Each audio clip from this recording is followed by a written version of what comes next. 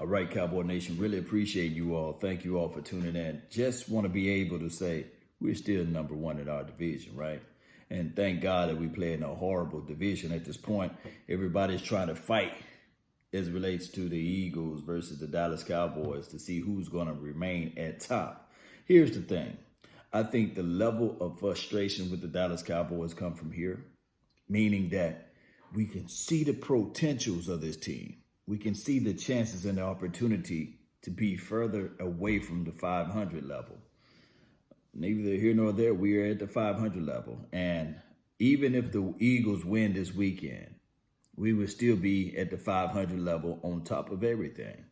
So we got 4 more games left. And I think out of the 4, we must win at least 3 out of 4. And one team that got to be in that win category will be against the Eagles. I've been saying that this team, we have so much potentials. We are not definitely living up to that. And that's why we so mad and upset. And that's why we angry about those things, because we can see the potentials. We can see where this team can be at, only if they change a few things. And you know what I'm talking about. But neither here nor there. This team, in order for us to propel ourselves next year, we have to figure out this thing right here. And my guy, Big Game James, said it the other day. If we decide to change coaching, he wants Jerry Jones to take his time, pick the right person. Let's not just rush out there and say, okay, dance with the first girl you see, right? You know how the old saying is, don't dance with the first lady you see. Just give a good time to see who's all out there on the dance floor and make sure you pick the right one. And that's going to be a difficult task for Jerry Jones, because I think that they're lazy in a sense. They like to hire from within. They like to know the people that they're going to be with. Of course, that sounds rational, but to me personally, in order for this team to move itself to the next level, this team must figure out ways. It must figure out ways to just make themselves uncomfortable. Do something that's unconventional. Go out there. Because look, think about this. A diamond is not made in perfect weather. No, a diamond is made in the triple pressures of heats of life, you know, and in deep down in the cores of the world, you see. Diamond is just not everywhere. Scarce. You got to look for them. Gold is just not falling out of the sky. You got to look for it. And Jerry Jones should know that, you know, especially the oil billionaire that he is, and the investor that he is as well, as on properties and things like that. Those things don't come by luck. So it's the same principle as it relates to football. We have to figure out things to make this team better. And one thing that I hate is for our fan base to go back and forth with each other and, you know, say, oh, we need Tony Romo. We need to bring back, you know, Roger Staubach, all of this crazy talk. Look, even though people may not like Dak Prescott, and I can understand the reason why. I can literally understand the reason why. However, we must look at the bigger picture. The guy progressed in year 4, and he's not regressing. We got a lot of ceiling left in this guy's skill set, and I don't think that he reached to the top max capacity. And this defense, like I said earlier this week, I think that the defense got too many Chiefs. You got Rob Marinelli and his philosophy here. You got Chris Richard and his philosophy there. And I hear a lot of people say, well, Chris Richard is calling the play, so dog, it is his fault.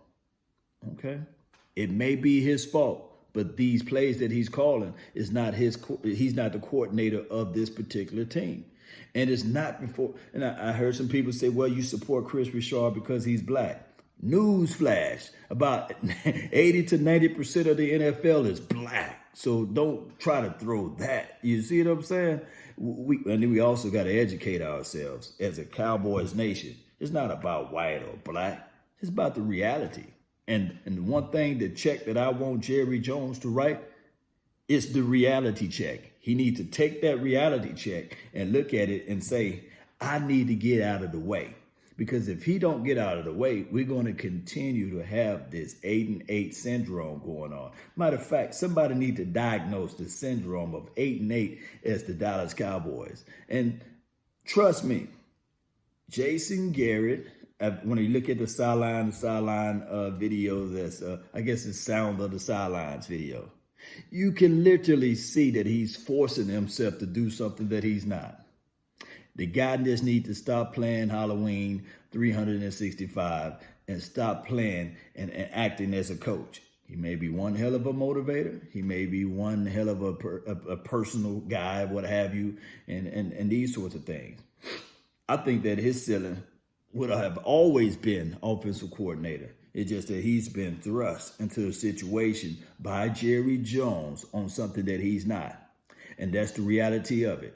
However, these players, they looking at it like, come on, but we'll do it. And some of them just don't know better. Think about it. Some of them just young. But those seasoned and those old veterans, they're not going to be looking at Jason Garrett and sitting there saying to themselves, man, this guy's telling us what to do in the right fashions. But neither here nor there. That's a story of a different day.